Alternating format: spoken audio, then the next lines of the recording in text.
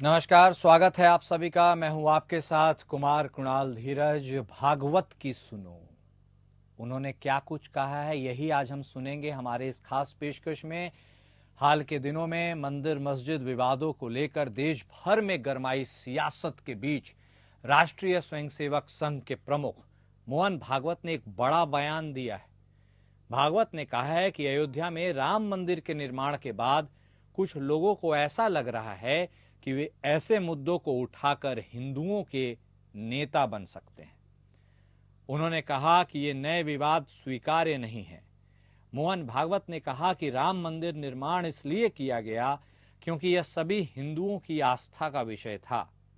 उन्होंने किसी विशेष स्थल का उल्लेख किए बिना कहा कि हर दिन नया मामला और नया विवाद उठाया जा रहा है। इसकी अनुमति कैसे दी जा सकती है? यह जारी नहीं रह सकता है। दरअसल पुणे में एक कार्यक्रम के दौरान राष्ट्रीय स्वयंसेवक संघ के प्रमुख मोहन भागवत ने समावेशी समाज की वकालत की। उन्होंने कहा कि दुनिया को दिखाने की आवश्यकता है कि देश सद्भावना के साथ रह सकता है। राष्ट्रीय स्वयंसेवक संघ के चीफ ने कहा कि रामकृष्ण मिशन में क्रिसमस मनाया जाता है। केवल हम ऐसा कर सकते हैं क्योंकि हम हिंदू हैं। आरएसएस प्रमुख ने कहा कि बाहर से आए कुछ समूह अपने साथ कट्टरता लेकर आए और वे चाहते हैं कि उनका पुराना शासन वापस आ जाए। उन्होंने कहा कि लेकिन देश अब संविधान के अनुसार चलता है। इस व्यवस्था में लोग अपने प्रतिनिधि चुनते हैं जो सरकार चलाते हैं। आधिपत्य के दिन चले गए। भागवत ने कहा कि अगर सभी खुद को भारतीय मानते हैं तो वर्चस्व की भाषा का इस्तेमाल क्यों किया जा रहा है? आरएसएस प्रमुख ने कहा, कौन अल्पसंख्यक है और कौन बहुसंख्यक? यहां सभी समान हैं। इस देश की परंपरा है कि सभी अपनी अपनी पूजा पद्धति का पालन कर सकते हैं। आवश्यकता केवल सद्भावना में रहने और नियमों और कानूनों का पालन करने की है। तो पुणे में आरएसएस चीफ ने यह बातें कही हैं। इन बातों के क्या मायने निकलते हैं, क्या मकसद है, क्या इरादा है, किस ओर इशारा है, यह लोगों के अपने अपने विचार के विषय हो सकते हैं। लेकिन कुछ लोगों के हिसाब से यह बात एक ओर जाती है, कुछ लोगों के हिसाब से यह बात दूसरी ओर जाती है। लेकिन इसके क्या मायने निकलते हैं, इसके क्या दूरगामी प्रभाव होंगे, इसके ऊपर आज हम बातचीत करेंगे। मोहन भागवत ने साफ तौर पर समावेशी सोच की पैरवी की है। उन्होंने कहा है कि हिंदू हैं हम और रामकृष्ण मिशन में क्रिसमस मनाया जाता है और यह केवल हिंदू ही कर सकते हैं। उन्होंने अब जिस तरह से राम मंदिर बनने के बाद उन्होंने कहा कि राम मंदिर चूंकि हिंदू आस्था का विषय था वह बन गया, हो गया। अब उसके बाद जो हर मस्जिदों को टटोला जाता है, वहाँ पर मंदिर खोजने की कोशिश हो रही है, शायद इस संदर्भ में उन्होंने अपनी इस बातों को रखा है। और इसकी आड़ में उन्होंने साफ तौर पर इशारा दिया है कि जो नेता अपने आप को हिंदू नेता बनने के लिए इन सब प्रकरण को जोर शोर से उठा रहे हैं, ये साफ नजर आता है।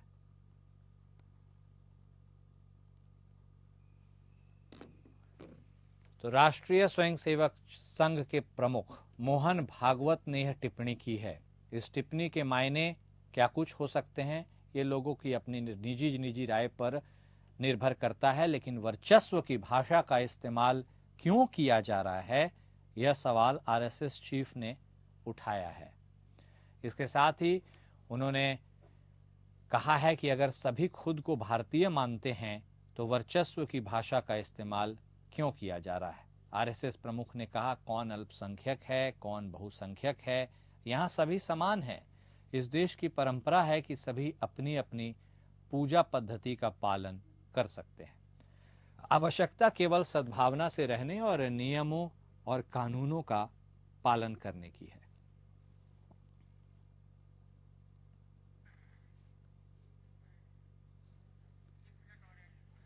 कट्टरता देश के लिए सही नहीं है, ऐसा मोहन भागवत ने कहा है।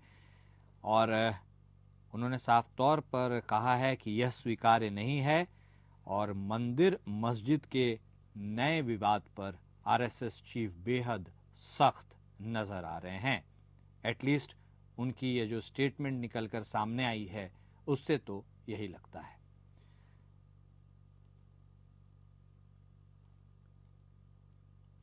पुणे के एक कार्यक्रम के दौरान राष्ट्रीय स्वयंसेवक संघ के प्रमुख मोहन भागवत ने समावेशी समाज की वकालत की। उन्होंने कहा कि दुनिया को दिखाने की आवश्यकता है कि देश सद्भावना के साथ रह सकता है।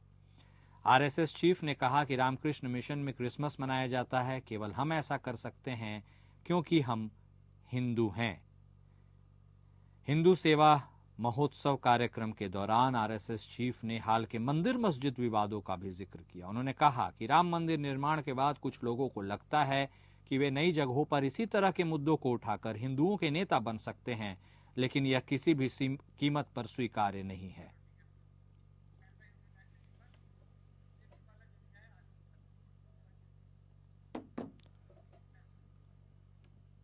और आरएसएस चीफ मोहन भागवत के इस कथन और इस टिप्पणी के क्या कुछ मायने निकाले जा सकते हैं या निकलते हैं, इसी पर आज हम चर्चा करेंगे। हमारे साथ हमारे खास मेहमान जुड़ चुके हैं। हमारे साथ भारतीय जनता पार्टी के तरफ से बतौर प्रवक्ता आलोक वत्स साहब जुड़े हैं, तो वहीं कांग्रेस की तरफ से बतौर प्रवक्ता यामिन कादरी साहब भी हमारे साथ जुड़ चुके हैं। आप दोनों खास मेहमान का इस शो में स्वागत है। वत्स साहब, सबसे पहले आप ही के पास आते हुए, आमतौर पर यह माना जाता है कि आरएसएस और भारतीय जनता पार्टी एक दूसरे के परस्पर हैं, लेकिन विचारों में यह टकराव और इस तरह के स्टेटमेंट जब निकलकर सामने आते हैं तो आम लोग जो होते हैं वह यह सोचने पर मजबूर हो जाते हैं कि कौन सही दिशा में बढ़ रहा है और कौन गलत दिशा में।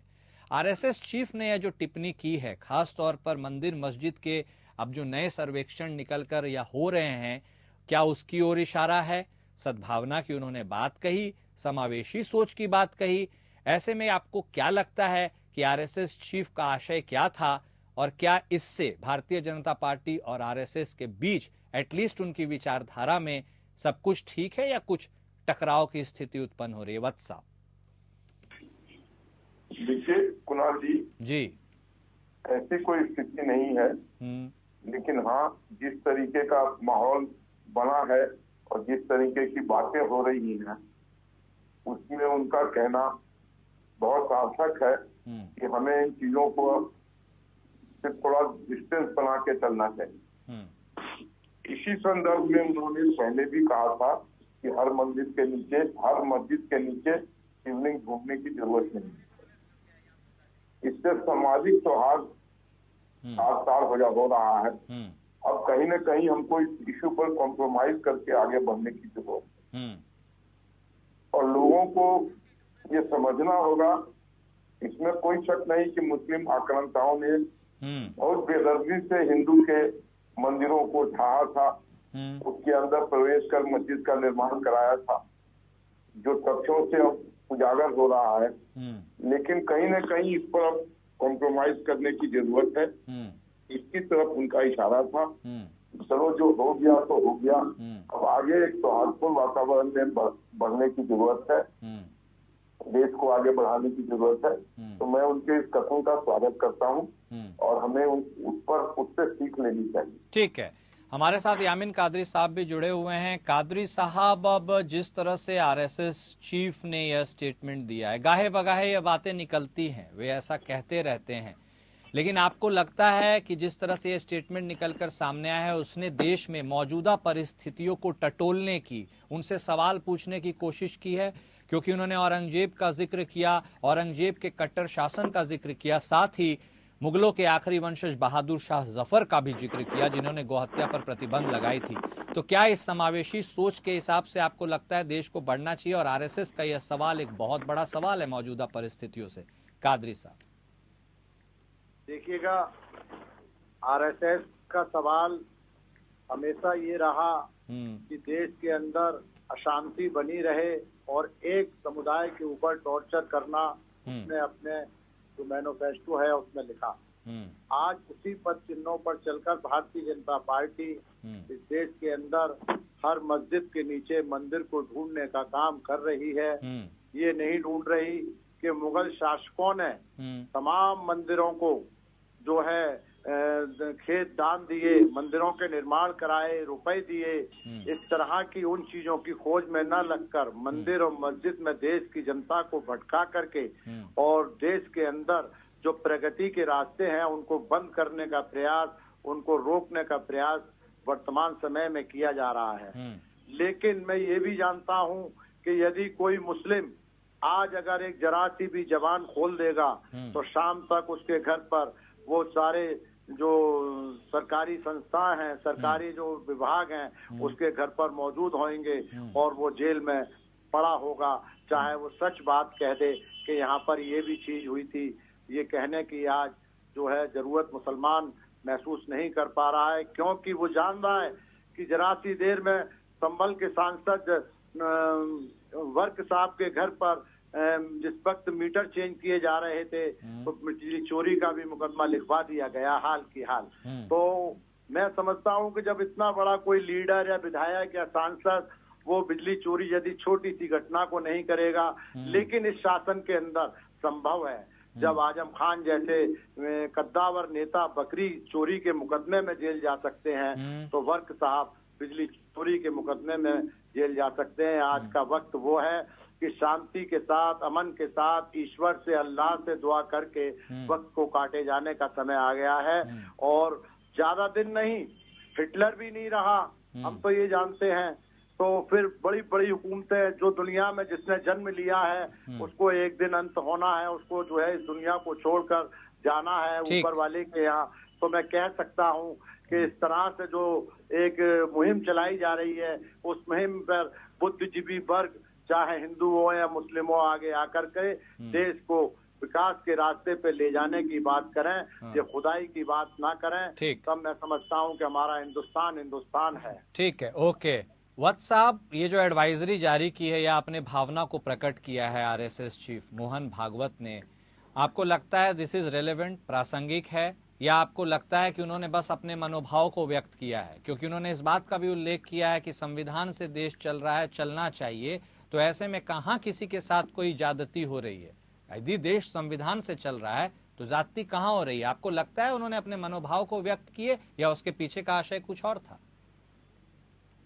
देखिए, उनका आएंगे कादरी साहब, आएंगे आपके पास। हाँ। लेकिन उसके पीछे आशय ये था कि जिस तरीके का सामाजिक ताना बाना टूट रहा है समाज के अंदर और दो समुदायों के बीच में जिस तरीके से अविश्वास और दूरियां बढ़ रही हैं, उसको केंद्र में रखकर उन्होंने इस तरीके का वक्तव्य दिया है और मैं इसका स्वागत करता हूं। इसकी घोर जरूरत है और हमें उनके बताए हुए पद चिन्हों पर, वक्तव्यों पर ध्यान देकर एक सौहार्दपूर्ण वातावरण में आपस में मिलकर रहना चाहिए और देश को आगे बढ़ाने में अपना योगदान देना चाहिए। ठीक है, यही सवाल कादरी साहब आपसे भी ले लेते हैं, आपके इस पे क्या विचार है? एक तरफ तो भागवत साहब कह रहे हैं कि संविधान से यह देश चलता है, किसी की जागीर नहीं है, आधिपत्य नहीं है, एक तरह से उनका यही आशय था। दूसरी तरफ फिर उन्हें यह एडवाइजरी या बयान जारी करना पड़ता है जो उनके संभवतः मनोभावना को भी दर्शाता है। आपको लगता है कि क्या मौजूदा परिस्थितियों में किसी एक विशेष समुदाय को टारगेट किया जा रहा है, दमनकारी नीति अपनाई जा रही है, उन्हें दबाया जा रहा है?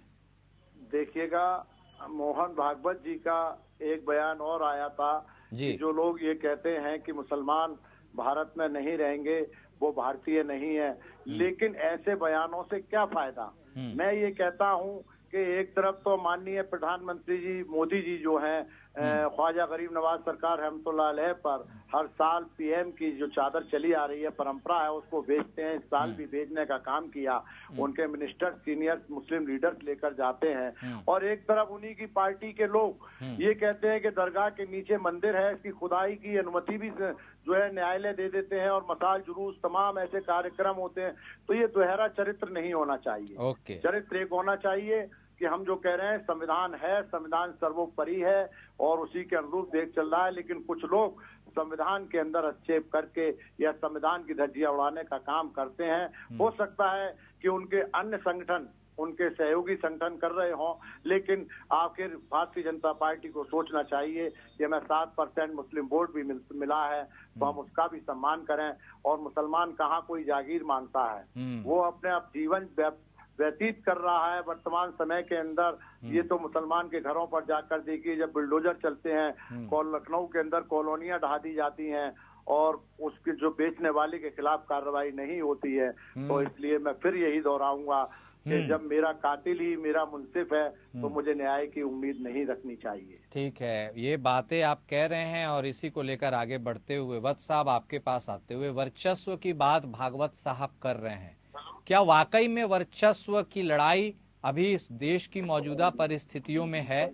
क्या ये जो नए विवाद स्वीकार्य नहीं है जिस ओर उन्होंने इशारा किया है, यह विवाद है, प्रासंगिक है? क्योंकि कुछ तो उन्हें दिख रहा होगा ना, तभी तो वो यह बात कह रहे हैं। कुछ तो वो ऑब्जर्व कर रहे होंगे, बहुत पुराने व्यक्ति हैं, ऐसे ही तो कुछ बात वो नहीं कहते होंगे। तो क्या जो वो बात कह रहे हैं उसका असर, यदि है ऐसा कुछ, तो वह चरितार्थ होगा, दिखेगा, लोगों के सामने प्रकट होगा, आपको लगता है? या फिर इसे एक बात के तौर पर सुना जाएगा और फिर भुला दिया जाएगा?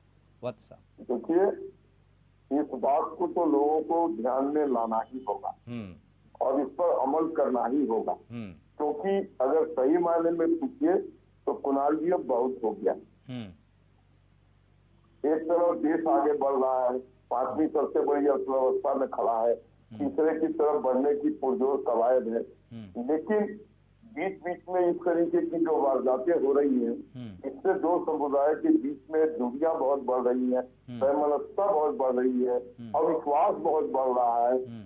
ठीक है, मैं मानता हूं कि मुस्लिम आकांक्षाओं ने बहुत जुर्म किया हम लोगों के ऊपर, हाँ, लेकिन अब समय है उसको भुलाकर आगे बढ़ने का।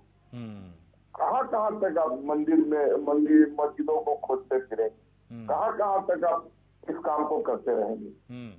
कोई एक लिमिट तय होगा। हम जानते हैं इस बात को, जाजिया कर, 1.5 टन जनेऊ तोड़वाना, ये औरंगजेब का डेली का रूटीन था।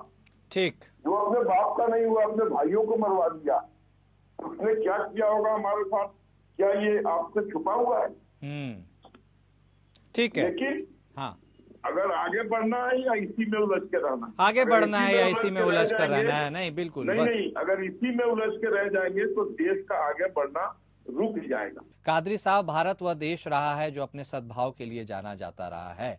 मुगल काल के दौरान क्या हुआ यह किसी से छिपा नहीं है, लेकिन हम एक ऐसी परिस्थिति, ऐसी स्थिति में भी रहते हैं जहां पर रामकृष्ण मिशन में उन्होंने उल्लेख किया, क्रिसमस मनाया जाता है, ईद के दिन कई हिंदू अपने मुसलमान दोस्तों के घर जाते हैं, होली के दिन कई मुसलमान दोस्त हिंदुओं के घर आते हैं। यही हमारे देश की एक तरह से खूबसूरती है। आपको लगता है कि यदि यह सवाल हमको उठाना भी पड़ रहा है इसलिए क्योंकि भागवत साहब ने कुछ कहा है, इसका मतलब कहीं ना कहीं धुआं है, मतलब जो चिंगारी लगी है उसके क्या समीकरण है? आपको लगता है कि अभी खासकर मुस्लिम समुदाय के लोग अपने आप को कमतर महसूस कर रहे हैं? क्या देश में ऐसी परिस्थिति है?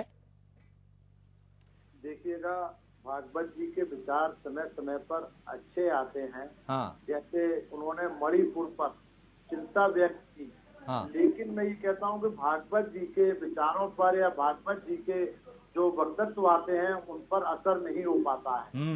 यही कारण था कि 2024 के लोकसभा चुनाव में अंतिम समय में भागवत जी के कहने पर चलना पड़ा, तो आज सत्ता में बैठे हैं, वरना सत्ता विहीन हो चुके थे। इसके बाद भी मणिपुर पर भागवत जी का एक बयान आया, उसका कोई असर नहीं हुआ, पीएम गए नहीं, ये तक कहा उन्होंने गंभीरता से लो।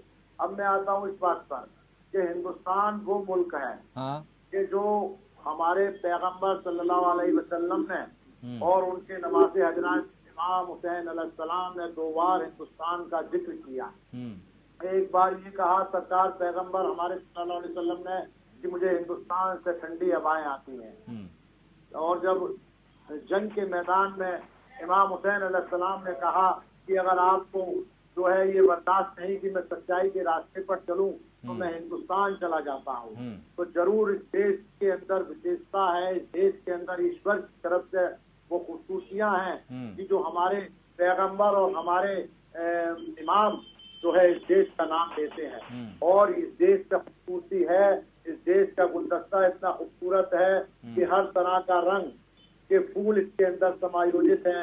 अगर बबूल का पेड़ लगा देंगे तो वो गुलदस्ता नहीं बनेगा। हिंदुस्तान हमारा है, जिंदाबाद रहेगा। इसमें कुर्बानियां दी हैं लोगों ने जब ये हिंदुस्तान मिला है।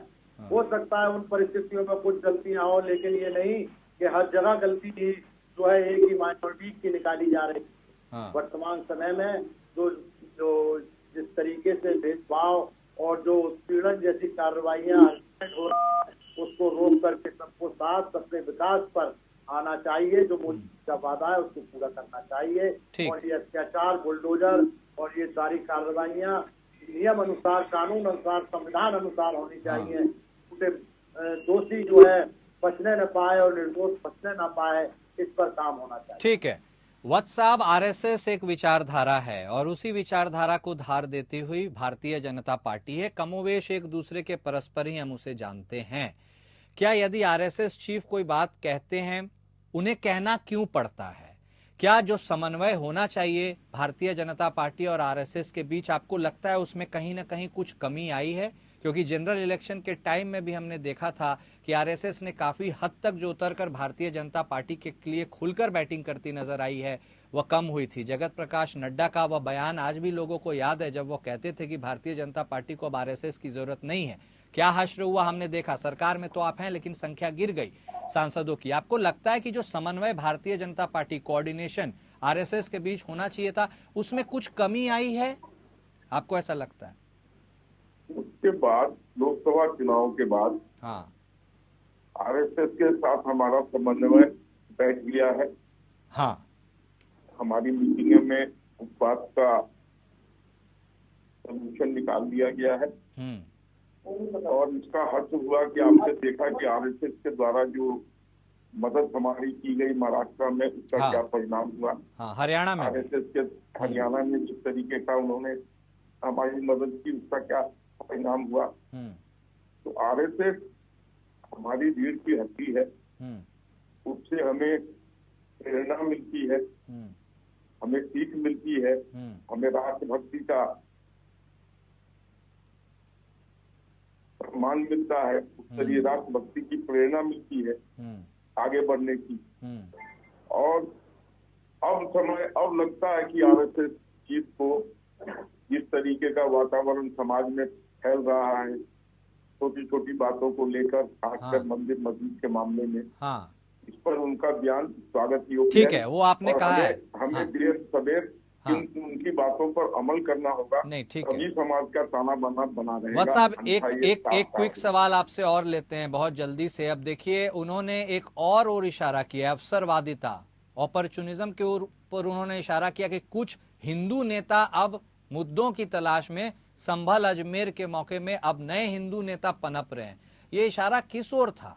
क्या कुछ लोग इस पूरे मैटर को अपने फायदे के लिए बुलाकर अपनी राजनीतिक आगाज करने के लिए कूद रहे हैं? क्या वाकई में ऐसा हो रहा है? देखिए कुणाल जी, भारतीय जनता पार्टी का खुनवा बहुत बड़ा हो गया। और इसमें तरह तरह के लोग हैं। लोकसभा के वक्त भी हमारे कुछ एमपीज ने जिस तरीके का बयान दिया, उसका खामियाजा हमको भुगतना पड़ा संविधान को लेकर। और सही माने में सही कह रहे हैं आरएसएस चीफ, बहुत से खुटवैये नेता मैं बोलूंगा, लोग किसी भी अपॉर्चुनिटी को लेकर ऐसे वक्त में अपने को बड़ा राष्ट्रवादी और हिंदूवादी घोषित करने की तलाश में लग जाते हैं। इस धारणा को रोकना होगा।